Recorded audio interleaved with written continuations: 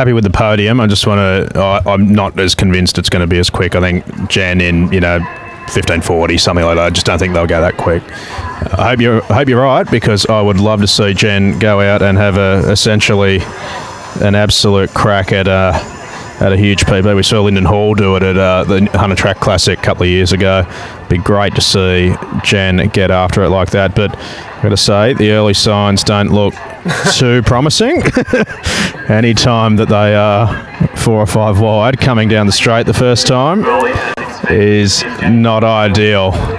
So throw a blanket over them at the moment. 39 through the first 200 metres. Kate Spencer up on the shoulder. Katie Conlon, I think that is, from Run Crew, sitting in third back on the rail. I'll get a hip number in a minute. We're just going to have to sort all those out. Leanne Pompiani then sitting in behind them in the black, but running for Bankstown Team Telford. Sarah Marvin's in there as well. Just picking up some hip numbers now as they come out from around there. Annabelle White, partner of Ed Goddard, who unfortunately we haven't got in the race tonight. Hip number 13 is Rosie Weber, it is, from Run Crew. Pardon me, not Katie Conlon. And sitting back on the rail there, Imogen Gardner, you can see in hip number 1. Belinda Martin, I think that is in behind them. So yeah, this is. Can I round down my 15:40, because that won't be happening if we keep going on like this. Jenny Blundell has absolutely no interest whatsoever in going after a 15:10. Kate Spencer getting up onto her shoulder. And then just sitting in behind them is Rosie Weber of Run Crew, and you can see how slow this is by just how wide they're prepared to go here. That Bankstown single on the outside.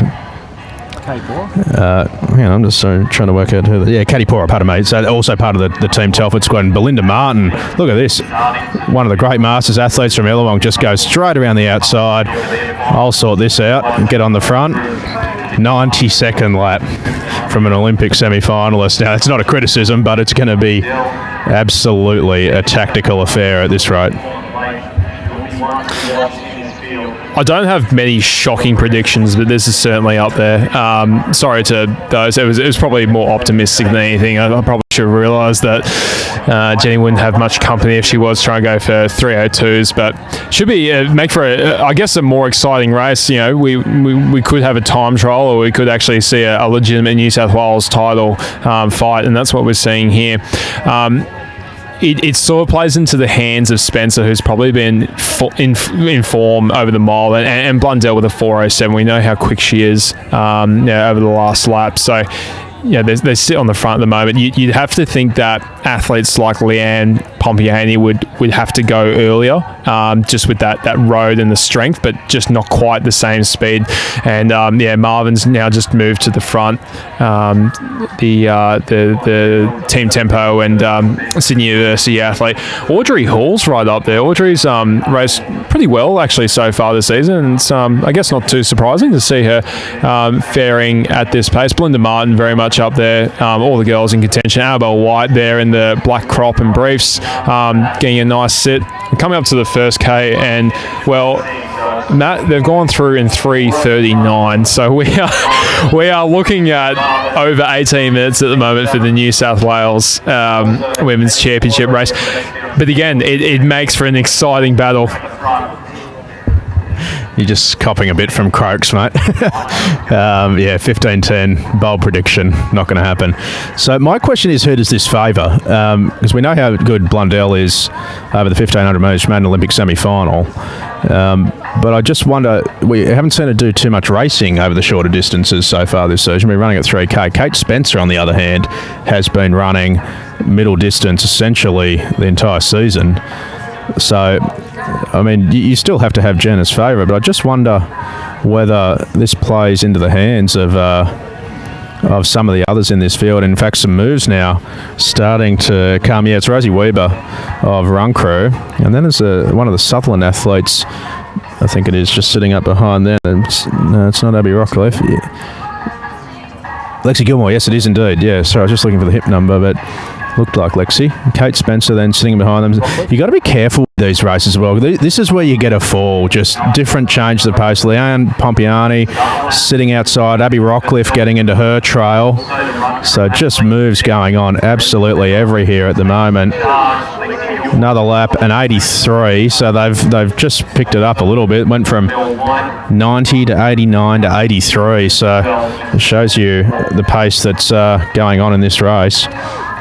Spencer in behind them, then Annabelle White, Sarah Marvin sitting back on the inside of Leanne Pompiani.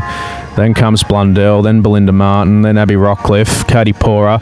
Paige Campbell sitting about, 10th or 11th in the run at the moment. And Imogen Gardner in behind them. So it's starting to string out a little bit, but interesting that Paige Campbell's happy to sit that deep in this field as well, because if there is a move at the front, she's going to have a bit of traffic to get through to get out and get around after it. Well, absolutely, and you know, it's the confidence that she has, I guess, in her ability to respond to a move if it does happen. I guess if the girls are within a few meters of her, she should be okay. Particularly early on, we're only 1,500 meters a mile into a 5K at the moment, but you wouldn't want to sit any deeper than that, particularly later on in the race. Going along pretty well there. Imogen Gardner, I mentioned before, she ran quite well at Albert Thomas from memory. Might have been top 7 or top 8, and has really come through in the last 12 or 18 months. And again, if this continues to be tactical with 80 seconds, so it is starting to ramp up just slightly now, just starting to build the pace. You wouldn't want it to be too tactical for too long. Yeah, and Campbell's just got off the rail. You can see her there on the outside shoulder now of Belinda Martin. She's put herself right in the pocket behind Jenny Blundell. So Paige Campbell, exactly where she wants to be, getting out of that traffic, getting out of the danger on the rail. I was just going to say, Jimmy, I wonder, just looking at Paige's race, if she's not as fit and wasn't able to really have a hard 5,000, does this bring her right back into medal contention? I mean, you've got to think that the speed of the Spencers and the Pompianis and the Blundells is still going to be hard to combat, but you at least leave Paige in the race. If she wasn't capable of running 15 low, 15 mid, then you could have done that and not had her in it at all. So, admittedly, there wouldn't be many at the front of the field. But I just think that, these tactical races, you leave a lot more people in it, not necessarily with a chance of winning, but certainly chance of getting into that second and third position and picking up a state medal in what's becoming a very strong race. So Rosie Weber's been happy to set the tempo at the front of the field.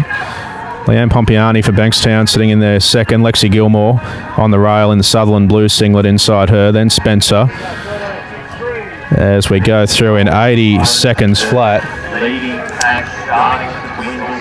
Jenny Blundell staying out of trouble. So is Paige Campbell. There's another 80-second lap. So Rosie Weber just starting to string it out a little bit more. I wonder how this would just be an El Garouge style race. Wind it up every single lap. Admittedly, he was probably starting off a faster tempo than this. But no real moves. They all seem to be pretty happy tactically just to sit on this train.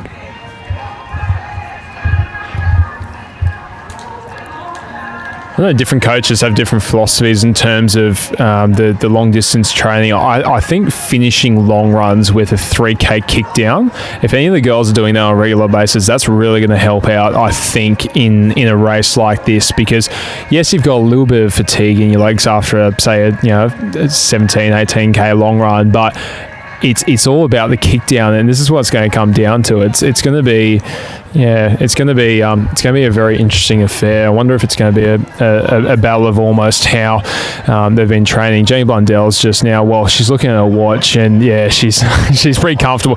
She's got, here goes Jenny. No, so here it is. Jenny Blundell has absolutely gone, and there's the response from Paige. Is Spencer going to respond as well? She's trying to at the moment, just try and get around the shoulder of, I think that's Rosie Weber, although, Leanne Pompiani, sorry, and Pompiani's tried to go with Spencer as well. So it's Blundell, Paige, Spencer, Pompiani, all four favourites are now starting to make some moves, but Blundell has absolutely gone. And this is what I mean about that tactical positioning. If Paige is stuck 10 back on the rail at that point, she's 10 metres off the back of where she is now, put herself beautifully into a position behind Blundell, knew the move was going to come, had to be there when it did, and she was. Pompiani and Spencer. And the important thing is not to react too quickly and sprint either. You've got to wind up, not get into the red zone, that lactic threshold, get into your work and get after her.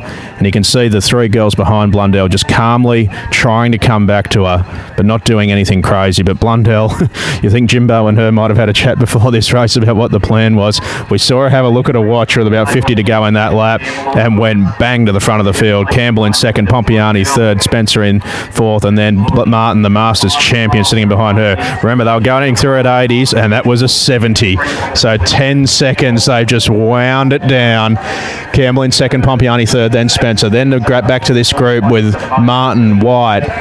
Then it's Imogen Gardner sitting on the back of them, and Rosie Weber, who, credit to her, was willing to take the race on a little bit and pick it up a touch early in the running. Then Sarah Marvin leads what is the third pack on the track, but the leading pack not quite coming back together. Blundell still off the front, about 10 metres or so from Campbell. You can see them in shot now. Pompiani for Bankstown, Spencer in fourth for UTS North and Ben Liddy's group. So I just wondered, Jimmy, whether I think we've actually just missed the 3K split as well. So apologies for that. But interestingly, Blundell went before 3K to go. She went with 3,400 to go. So I wonder whether this is just trying to see what she's got in her a little bit longer than that Newcastle run. Yeah, absolutely. I think that we won't get the question of can Jenny run 15:10, but we may get some sort of indication as if she could run 15:10. We'll see what she can close the second half of this race. And a nice pack has now formed with Paige. So Pompiani and Spencer very much got on the back of Paige there. It's a 75 for Jen, and probably similar for the other. Yeah, the times are coming through. So everyone's running 75s at the moment. Pompiani, Campbell, and Spencer all on 75. So everyone's running the same pace at the front. Might just have a good look at what's going on in the middle of the race here. We've got Jessica Noble of Newcastle Flyers having a really good run so far. Abby Rockcliffe just sitting on her shoulder, and Abby Nordberg just sitting on in a pack of five with Katie Pora. I think that's Lexi Gilmore there. Also Laura Simon from Newcastle Flyers. She had a good run at Newcastle a few weeks back as well. And Rosie Fordham in shot now for UTS North, battling on well as we zoom in. There's Audrey Hall for Sydney Uni going along pretty well, and yeah, we can see Jen just in the background now. So that gap has not opened up at all. I don't think it's still sitting at about 15 metres, although it's dangerous, isn't it? Because Jen could go again at any time. You'd think she'd be fit enough to do so, and you know she may blow this up. And as I say that, maybe just a metre or two, saying that open up to those three girls now. We're through at about 74, so Jen has really turned it on here. Just shows you the tactics that go into this race. You know, sitting along at 80 seconds, then she dropped a 70-second lap to get off this lead, and now has gone back to 75, 74. So clearly intending to sit on that 75-second pace, but it's that 10-second savage kick in the middle of the race which has opened up this gap. And as you say, they're going through and they're all lapping the same place. Oh, well, a couple of seconds now difference, 74 for Blundell and then 76s for the next three. But it's not a big pace difference now. She's just managed to create the gap and force them to cross it if they want to get back onto it. And I mean, the reality is that Jen might just be too good in this race. She might just be fitter than all of them and they're not going to get close to her. But she's run it in a tactical manner which has made it awfully hard for them. And it's the positioning in that early part of the race with all the skirmishing and mucking around. It's the racing tactical experience that gets you to an Olympic semi-final in a 1500, which is very different to a 5K from a tactics perspective. Positioning so much more important. And Jen is just showing her class here. Make no mistake, Paige is tactically just as good, but we just don't think quite as fit at the moment as Jen is. Jen's going to come through again and a 73 seconds, so just starting to dial this up now. And I think it's fair to say that Paige, Leanne and Kate are not going to be able to challenge for the gold medal here unless something untoward happens. But there's a bloody good race going on for the next two podium positions. Yeah, absolutely. And now you've got three storylines. You've got 73 and 77s for Campbell, Pompiani Pompiani and Spencer. So you got three stories in the pack, don't you? You got Pompiani's coming off a fantastic 32.54. I think she came to eighth eighth at Zapek. You got Spencer, who's been fantastic over the mile distance, and Campbell, who's just coming back to the track tonight. Abby Norberg, you're quite right, Matt, is having a great run here. She sits about fifth in the running, doesn't she? And she's battling on well. Rosie Weber's having a really good run too. She's just seeing off the back of what's a second chase pack that features Belinda Martin. Getting a good look here at Laura Simon. That's Paige Penrose and just missed that athlete. Lauren Carey just behind those two as well. It's great to see Lauren continuing to battle on with her season. But here's that pack of three in terms of Paige and Spencer and Pompiani. I can't see Blundell. Jenny Blundell has pulled out of the race, so I have no idea what happened. I don't think we got in shot, but we now have our three leaders of the race, and the medals are going to be decided between Pompiani, Spencer, and Paige Campbell. Who saw this coming? Well, yeah, sorry, we didn't have it in shot. We're just trying to do a mid-race check-in before we got to the business end of this race, but I hope she's okay. But Jenny Blundell is a late mid-race withdrawal after looking certain to cruise home to a New South Wales championship. And Leanne Pompiani for Bankstown Sports has flown to the front of the field now with Kate Spencer, the 1500 specialist, sitting in behind her. Then Paige Campbell, the 3K steepler.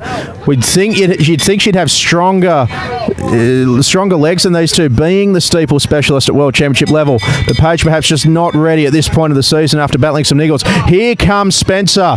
Now coming around the shoulder of Pompiani and Kate Spencer. We've been talking about her stepping up at open level, finally fulfilling her potential this year. Won the mile, and Kate Spencer is going to do the double and win the New South Wales 5,000 metre title ahead of Leanne Pompiani for Bankstown.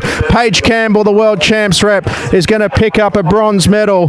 Well, late drama in the women's 5,000 metre championship. Kate Spencer is going to add the New South Wales 5,000 metre title to her New South Wales mile title and has picked up 2 state championships in the space of a couple of weeks. We'll try and get you some news on Jenny Blundell. I have no idea what's happened there because she looked destined to walk in the New South Wales Championship after making a savage move at the front of the field.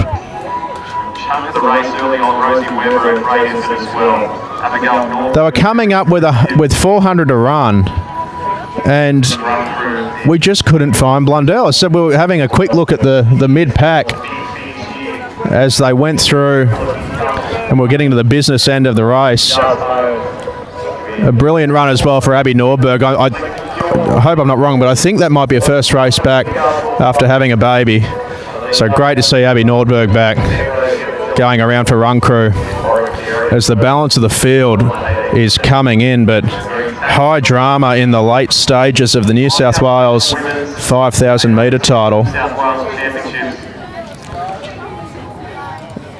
with the late withdrawal of Jenny Blundell.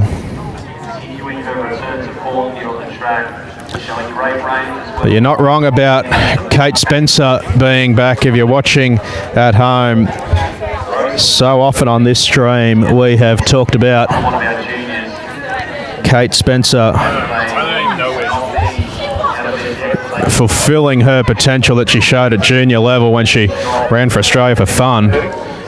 And she's finally starting to find her form at open level, and she's won 2 of the 3 distance New South Wales titles on offer this year.